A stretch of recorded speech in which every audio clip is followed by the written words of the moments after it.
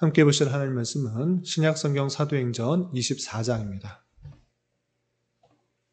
6월 24일 사도행전 24장을 은하는데 24장은 27절까지 조금 길지만 처음부터 끝까지 말씀을 함께 봉독하겠습니다. 사도행전 24장 1절부터 마지막 27절까지 말씀, 신약성경 230면 전후를 보시면 되겠습니다. 1절부터 함께 봉독합니다.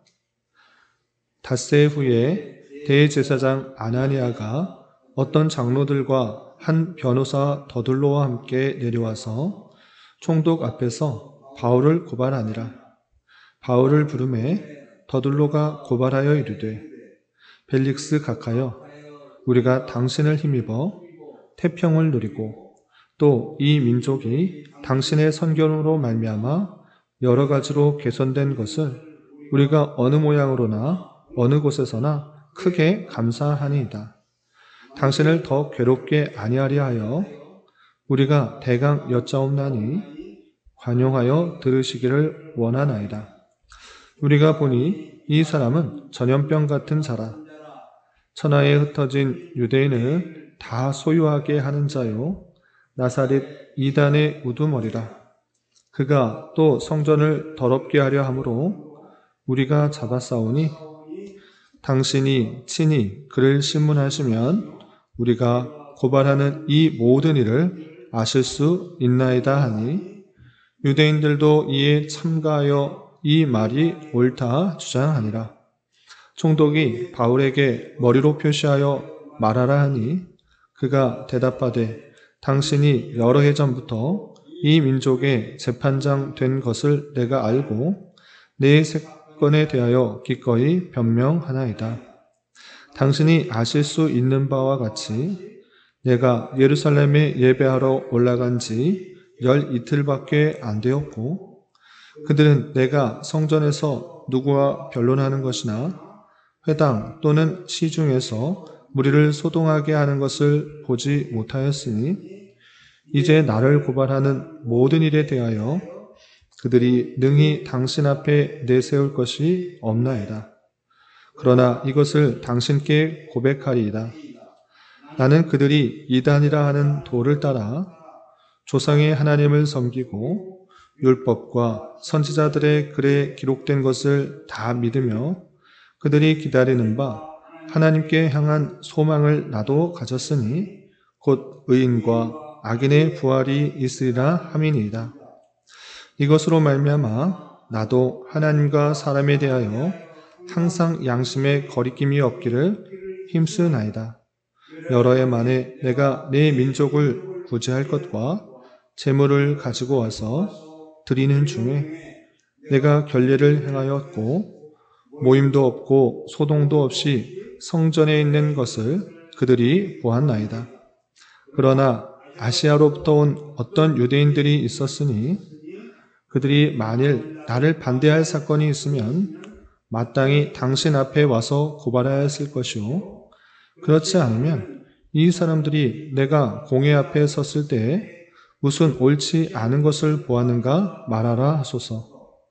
오직 내가 그들 가운데 서서 외치기를, 내가 죽은 자의 부활에 대하여 오늘 너희 앞에 신문을 받는다고 한 이 한 소리만 있을 따름이니이다 하니, 벨릭스가 이 도에 관한 것을 더 자세히 아는 고로 연기하여 이르되, 천부장 루시아가 내려오거든 너희 일을 처결하리라 하고 백부장에게 명하여 바울을 지키되 자유를 주고 그의 친구들이 그를 돌보아 주는 것을 금하지 말라 하니라. 수일 후에 벨릭스가 그 안에 유대 여자 두루실라와 함께 와서 바울을 불러 그리스도 예수 믿는 도를 듣거늘 바울이 의와 절제와 장차 오는 심판을 강론하니, 벨릭스가 두려워하여 대답하되, 지금은 가라. 내가 틈이 있으면 너를 부르리라 하고 동시에 또 바울에게서 돈을 받을까 바라는 고로 더 자주 불러 같이 이야기하더라. 이태가 지낸 후 보루기오 베스도가 벨릭스의 소임을 이어받으니 벨릭스가 유대인의 마음을 얻고자 하여 바울을 구류하여 두니라. 아멘. 예, 감사합니다. 오늘 함께 살펴볼 하나님 말씀은 사도행전 24장입니다. 우리가 어제 살펴봤던 사도행전 23장에서는 바울이 공회 앞에서 자신의 신앙을 변호하는 모습과 또 그럼에도 불구하고 자신을 죽이려고 하는 그런 사람이 40여 명 있다는 사실들을 알고 천부장에게 호소하여서 총독이 있는 가이사야로 호송되는 그 모습을 살펴볼 수 있었습니다. 그리고 이어지는 24장에서는 총독 아래, 벨릭스 총독 아래에 있으면서 또다시 유대인들의 고소로 말미암아 자신을 변호하는 모습과 또 2년 동안에 그 감옥에 갇혀서 어떤 일들이 있었는지에 대해서 나오고 있습니다. 내용을 좀 더 자세히 살펴보면서 교훈받을 수 있는 것들이 무엇인지 생각해 보도록 하겠습니다. 우선 1절에서 보시면 닷새 후에라고 되어 있는데 이제 공회에서 호송을 받아서 이 가이사랴로 왔고 이 가이사랴에 있을 때 닷새후가 지난 것입니다. 닷새후가 지났지만 바울을 죽이려고 하고 또 해하려고 하는 그 모습은 없어지지 않았던 것입니다. 그래서 어떤 일이 있었는가? 대제사장 아나니아가 어떤 장로들과 한 변호사 더들로와 함께 내려와서 총독 앞에서 바울을 고발하는 것입니다. 이미 총독에게 갔지만 바울을 해하려고 이제 자신의 말로서가 아니라 변호사를 변호사를 대동하여서 바울을 고소하려 했던 것입니다. 그래서 이 변호사는 더둘로라 하는 사람이었는데 더둘로를 통하여서 이 바울을 고발하는 것입니다. 그럼 더둘로는 어떻게 벨릭스 총독에게 고발하였는가? 다음과 같이 말합니다. 3절 보시면 벨릭스 각하여 우리가 당신을 힘입어 태평을 누리고 또 이 민족이 당신의 선견으로 말미암아 여러 가지 개선된 것을 우리가 어느 모양으로나 어느 곳에서나 크게 감사나이다 라고 하면서 벨릭스 총독의 그 사역들을 치하하는 모습으로 시작을 합니다. 그러면서 4절에 당신을 더 괴롭게 아니하려 하여 우리가 대강 여짜옵나니 관용하여 들으시기를 원하나이다 라고 하면서 정중하게 지금 하는 말씀을 간단하게 말을 할 테니까 관용하여 잘 들어주시고 이 자가 어떤 자인지 알아주십시오 라고 말하는 것입니다. 그러면서 본격적으로 바울에 대해서 죄목을 달아 고소를 하는 것입니다. 5절, 6절, 또 8절까지 보시면 우리가 보니 이 사람은 전염병 같은 자라라고 하면서 이 사람이 어떠한지 아주 단정적으로 전염병 같은 자다라고 표현하고 있습니다. 왜 전염병 같은 자라라고 말했는지 바로 뒤에 이렇게 말하고 있습니다. 이렇게 근거를 들고 있습니다. 그 뒤에 보면 천하에 흩어진 유대인들을 다 소유하게 하는 자다. 천하의 여러 곳에 흩어져 있는 유대인들 돌아다니면서 유대인들을 다 소욕해 한다. 가는 곳곳마다 유대인들이 그를 죽이려고 하는 모습들, 또 혼란스럽게 하는 모습들이 계속 일어나고 있다. 마치 전염병 같은 그런 사람이다 라고 표현하고 있습니다. 그리고 뒤에 보면 나사렛에서 난 이단이 있는데 그 이단의 우두머리와 같은 자다라고 말하고 또 결정적으로 6절 그가 또 성전을 더럽게 하려 함으로 우리가 잡았으니 유대인들에게 있어서 성전은 아주 중요한 것입니다. 성전이 더럽혀지는 것을 도저히 참지 못하는 그런 백성들이었던 것이었습니다. 나라가 없어지게 된 이유 그것들이 성전을 함부로 하고 율법을 지키지 않게 되므로 말미암아 그 나라가 없어지고 지금 이때까지 온 줄 알아 성전을 아주 귀하게 생각하는 유대인들이었는데 성전을 더럽혔다라고 제목을 달아 이것을 처벌해달라 이렇게 요청하는 것입니다. 그러면서 8절에 당신이 친히 그를 신문하시면 우리가 고발하는 이 모든 일을 아실 수 있나이다 라고 하면서 여러 가지 제목들을 붙여서 고발하였는데 당신이 한번 신문해 보십시오. 이 말이 틀리지 않을 것입니다 라고 말을 합니다. 이 말을 다 듣고 벨릭스 총독은 그러면 바울 너가 이 말에 대해서 어떻게 변호할 수 있는지 말하라고 이렇게 표현합니다. 그래서 10절 보시면 총독이 바울에게 머리로 표시하여 말하라 하니 말로도 안 하고 머리로서 이 고소에 대해서 어떻게 할 것인지 말하라 라고 말합니다. 그러자 바울은 그 자리에서 담대하게 그 모든 사실에 대해서 자초지종을 설명할 뿐만 아니라 자신은 죄가 없고 또 하나님 앞에서 양심의 거리낌 없이 잘 행동했다라는 것들을 변호하기 시작합니다. 그러면서 10절 중반절 보시면 그가 대답하되 당신이 여러 해 전부터 이 민족의 재판장 된 것을 내가 알고 내 사건에 대하여 기꺼이 변명하나이다 라고 하면서 당신도 지금 처음 이곳에 있는 것이 아니라 수년 동안 여러 해 동안에 이곳에서 쭉 어떤 일들이 일어났는지 당신이 잘 알고 있으니 내 변명이 맞는지 틀리는지 잘 들어보십시오 라고 하고 있는 것입니다. 그러면서 자신이 그 고소한 사건에 책임이 없다, 잘못된 고소라는 것을 다음과 같이 밝힙니다. 11절 당신이 아실 수 있는 바와 같이 내가 예루살렘에 예배하러 올라간 지 열 이틀밖에 안 되었고 지금 예루살렘에 계속 밖에 해외에 있다가 예루살렘에 온 지 12일밖에 되지 않았는데 어떤 그런 일들이 있었냐고 그것을 고소할 수 있느냐라고 말하는 것입니다. 그래서 12절 그들은 내가 성전에서 누구와 변론하는 것이나 회당 또는 시중에서 무리를 소동하게 하는 것을 보지 못하였으니 소동하게 했다. 많은 유대인들을 소동하게 했다. 그 사람 보지 못했다. 내가 밖에 나가서 흩어져 있는 유대인들에게 소동을 일으켰다. 그건 보고 말하는 거 아닙니다. 내가 온 지 12일밖에 되지 않았는데 그 사람들은 그냥 여기 주변에 있던 사람들인데 어떻게 밖에 있는 사람들이 소동됐다고 고소를 합니까? 그것은 보지 않고 그냥 말하는 것입니다. 라고 말합니다. 또한 13절에 이제 나를 고발하는 모든 일에 대하여 그들이 능히 당신 앞에 내세울 것이 없나이다 라고 하면서 증거 없이 그냥 고소하는 것입니다. 라고 말하는 것입니다. 그런데 그가 말하는 것들 중에 맞는 것도 있습니다. 그럼 맞는 것이 무엇인지 그것을 가감없이 자신의 신앙을 밝히는 것입니다. 14절, 15절에 이렇게 되어 있습니다. 그러나 이것을 당신께 고백하리이다 라고 하면서 잘못 고소한 것도 있지만 그냥 증거 없이 말한 것도 있지만 그들이 고소한 것 중에 맞는 것이 있는데 이것은 맞는 것입니다. 무엇이냐? 나는 그들이 이단이라 하는 도를 따라 조상의 하나님을 섬기고 율법과 선지자들의 글에 기록된 것을 다 믿으며 그들이 기다리는 바 하나님께 향한 소망을 나도 가졌으니 곧 의인과 악인의 부활이 있으리라 함이니이다 라고 하면서 그들이 이단이라고 말하는데 그들이 말하는 이단 서로 말하는 것이 다르지 않다. 그들이 믿는 하나님, 그들이 말하는 율법도 내가 다 믿고 있다. 그렇게 그 다른 것이 아니라는 것들을 강조하고 있는 것입니다. 그러면서 더욱더 자신의 신앙과 삶이 어떠한지 담대하게 이렇게 밝히고 있습니다. 16절 보시면 이것으로 말미암아 나도 하나님과 사람에 대하여 항상 양심의 거리낌이 없기를 힘쓰나이다.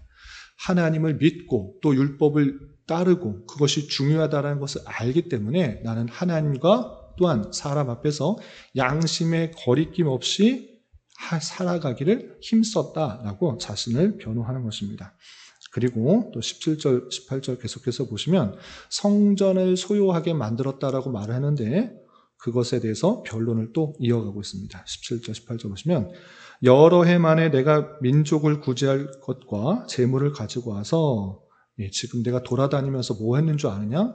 예루살렘 교회, 같은 민족의 교회가 큰 어려움에 당한 것을 알고 여러 해 만에 그 재물과 또 예물을 가지고 와서 그 교회를 도왔다. 그 예루살렘 사람들을 도운 것이다 라고 말을 하고 있습니다. 뿐만 아니라 18절 드리는 중에 내가 결례를 행하였고 예루살렘에 도착하였을 때 많은 사람들이 조언을 했습니다. 무슨 조언을 했느냐? 당신이 율법이 완전히 없어져야 된다는 것 아니지 않느냐? 그러니 여기 있는 유대인들을 위해서 결례를 행하라. 정결례를 행하라. 율법을 존중하고 있는 모습을 보여달라라고 했을 때 바울 사도가 그것을 행한다고 구원 못 받는 것 아니니 그 많은 성도들을 위하여서 많은 사람들을 위하여서 결례를 행했다라는 것입니다. 결례를 행했다. 율법을 따랐다라고 말하는 것입니다. 그런데 어떻게 했는가? 모임도 없고 소동도 없이 성전에 있는 것들을 그들이 보았다. 내가 소동을 일으켰는가? 아니다. 나는 정결례를 행하는 그런 모습이 있었다라고 밝히고 있는 것입니다. 그러나 또 아시아로부터 온 어떤 유대인들이 있었으니 그들이 만일 나를 반대할 사건이 있었으면 마땅히 당신 앞에 와서 고발하였을 것이요. 그렇지 않았으면 이 사람들이 내가 공회 앞에 섰을 때 무슨 옳지 않은 것을 보았는가 말하라 하소서라고 표현했습니다. 내가 예루살렘에 와서 도와주는 것, 사람을 도와주는 것, 그리고 정결례 하는 것, 그것만 봤지 어떤 소동도 일으키지 않았는데 잘못된 고소를 한 것이다. 만약에 내가 소동과 소요를 일으켰다고 하면 여기서는 안 일으켰으니까 아시아에서 돌아다니면서 말했을 때 소동 일으킨 사람이 와서 나를 고발해야 되지, 보지도 못한 것을 가지고 그냥 심적으로 고발하는 이것 잘못된 것입니다 라고 바울 사도가 자신을 변호하면서 자신의 신앙을 증거하고 있는 것입니다. 그러면서 다시 한번 자신의 신앙을 밝히는과 동시에 이 믿음을 믿어야 될 것을 담대하게 이렇게 전하고 있습니다. 21절 보시면 오직 내가 그들 가운데 서서 외치기를 내가 죽은 자의 부활에 대하여 오늘 너희 앞에 신문을 받는다고 한 이 소리만 있을 따름이니이다 하니 라고 하면서 부활이 있다라고 말하는 것, 이것만 확실한 증거고 확실하게 말하는 것인데 이것 갖고 판단을 달라라고 하면서 이 부활에 대해서 강력하게 증거를 하고 있는 것입니다. 그런데 벨릭스는 바울 사도가 앞서서 말한 것처럼 이 이야기를 처음 듣는 것이 아닙니다. 그곳에 오랜 동안 통치를 하면서 있었던 모든 일들을 다 듣고 있었던 것입니다. 새로운 이야기가 아니기 때문에 이것을 부활이 있다라고 하는 이야기로 처벌할 수가 없는 그 사실들을 알게 된 것입니다. 그래서 어떻게 하는가? 22절 벨릭스가 이 도에 관한 것을 더 자세히 아는 고로 이 도를 처음 듣는 것이 아닙니다. 바울의 그 복음을 처음 듣는 것이 아니라 오랜 동안 통치를 하면서 다 들었던 이야기였기 때문에 더 자세히 아는 고로라고 표현되고 있는 것입니다. 그래서 이것이 큰 물적 증거와 증인이 없는 관계로 이 재판을 연기하여 천부장 루시아가 내려오거든 너희를 처결하리라 라고 하면서 재판을 연기하는 것입니다. 그리고 백부장에게 바울을 지키되 자유를 주고 그의 친구들이 그를 돌보아 주는 것을 금하지 말라라고 하면서 이 로마 시민권을 가진 자를 함부로 대하지 않고 또 그가 정말 죽임을 당할 만한 그런 법적 잘못을 하지 않았다는 것을 알고 그를 지켜 보호하는 그 일들을 행하게 됩니다. 그리고 그 감옥에 있으면서 어느 정도 자유가 있는 상태 속에서 바울은 무엇을 하는가? 그곳에 갇혀 있으면서도 복음을 전하기 위해 최선을 다하는 그 모습을 확인하게 되는 것입니다. 어떤 일들이 있는가? 24절 보시면 수일 후에 벨릭스가 그의 아내 유대 여자 두루실라와 함께 와서 바울을 불러 그리스도 예수 믿는 도를 듣거늘 그 부부가 같이 왔을 때 바울 사도가 또 담대히 나 구해달라 이런 소리 하는 것이 아니라 자신이 전해야 될 그 사명들을 최선을 다해서 예수 그리스도를 믿어야 된다라는 그 복음을 담대하게 전하고 있는 것입니다.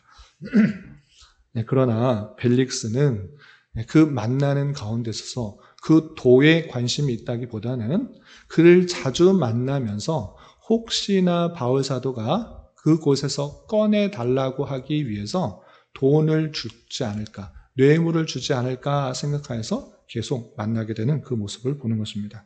그래서 26절, 27절 보시면 동시에 또 바울에게서 돈을 받을까 바라는 거로 더 자주 불러 같이 이야기를 하더라. 벨릭스는 돈을 좀 받고 싶어서 뇌물 받으면서 자신을 좀 편하게 해달라는 그것을 얻고자 만나지만 바울은 그럼에도 불구하고 돈 줘서 나가게 해달라는 그런 것이 아니라 복음을 전하기에 더욱더 힘쓰는 그 모습들을 확인하게 됩니다. 그리고 2년이 지난 후 벨리스 총독이 바뀌어서 보르기오 베스도가 그 소임을 맡아서 총독 역할을 하게 된다라는 그 모습을 보게 됩니다. 여기까지가 24장인데 24장을 통해서 교훈 받을 수 있는 것들을 좀 정리하도록 하겠습니다.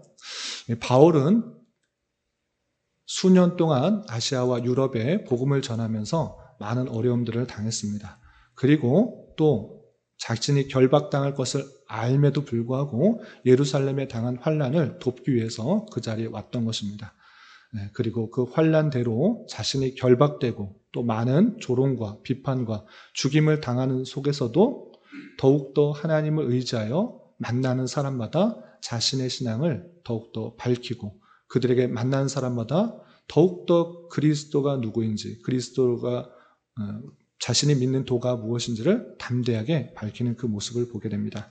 이렇게 바울 사도가 어떤 어려움과 환난 속에서도 자신에게 맡겨진 그 사명을 최선을 다해서 전하는 그 모습을 통해서 우리 또한 각자의 주어진 자리에서 맡겨진 사명이 무엇인지를 잘 생각해 보면서 때때로 어려움과 환난들이 있을지라도 더욱더 담대하게 자신의 사명을 잘 감당할 수 있도록 더욱더 노력하는 자가 되어야 될 것입니다. 그리고 예수님을 믿는 그 신앙 걸음 가운데서는 기쁘고 감사하고 즐거운 일도 물론 많이 있지만 원치 않게 핍박과 조롱과 무시, 고소와 같은 일도 당하게 되는 것입니다. 그런데 오늘 말씀에서 바울 사도가 어떤 신앙의 자세로 했는지 많은 도전을 줍니다. 그것이 무엇인가? 라고 할 때 16절에 나도 하나님과 사람에 대하여 항상 양심에 거리낌 없이기를 힘쓰나이다 라고 표현하고 있습니다. 하나님 앞에서뿐만 아니라 사람 앞에서도 양심에 거리낌 없이 항상 행하기에 힘쓰는 그 모습들. 바울이 복음을 전하는 가운데 있어서 사람들 보기에 잘못한 것들이 많았다. 그러면 그 잘못한 것으로 고소를 받고 또 재판을 받고 많은 더 큰 어려움 가운데 있을 것이었습니다. 그러나 바울은 사람이 보기에도 잘못한 것이 없을 만큼 양심의 거리낌이 없을 만큼 아주 도덕적이고 바른 삶을 살아갔기 때문에 어떠한 고소도 바울에게는 해당되지 않는 그 모습들이 있었던 것입니다. 그러한 것처럼 우리도 하나님 앞에서 신앙생활을 잘 해야 되는 것입니다. 그런데 거기서 그치는 것이 아니라 하나님 앞에서 양심 거리낌 없이 바르게 생활하는 그 삶을 살 뿐만 아니라 법적으로 또 사회에서 많은 사람들과의 관계에 있어서 올바른 모습을 보이지 않는다고 하면 많은 사람들도 비판과 조롱과 또 많은 고소와 같은 그런 일도 당하게 되는 것입니다. 그런 줄 알아. 사람이 보기에도 예수님 믿는 사람들은 더 법을 잘 지키고 사람들을 잘 도와주고 또 사랑하며 섬기는 그 모습들을 잘 보여주는 것이 올바른 삶인 것입니다. 고소를 당하지 않게 하기 위해서 법적으로 처벌받지 않게 하기 위해서가 아니라 하나님께서 우리에게 주신 그 놀라운 은혜와 또 사랑과 자비를 받은 자로서 감사한 마음으로서 하나님과 사람 앞에서 양심의 거리낌 없게 생활하는 그 자세가 중요하다라고 할 수 있겠습니다. 이런 말씀에 따라 하나님께서 주신 사명을 잘 감당하고 또 하나님과 사람 앞에서 더욱더 바른 모습으로 살아가기에 힘쓸 수 있는 저와 여러분이 되시기를 주님의 이름으로 부탁을 드립니다. 기도하겠습니다. 하나님 아버지 감사합니다. 오늘 말씀을 통하여 바울 사도가 총독 벨릭스 앞에서 자신을 변호한 말씀을 살펴보았습니다.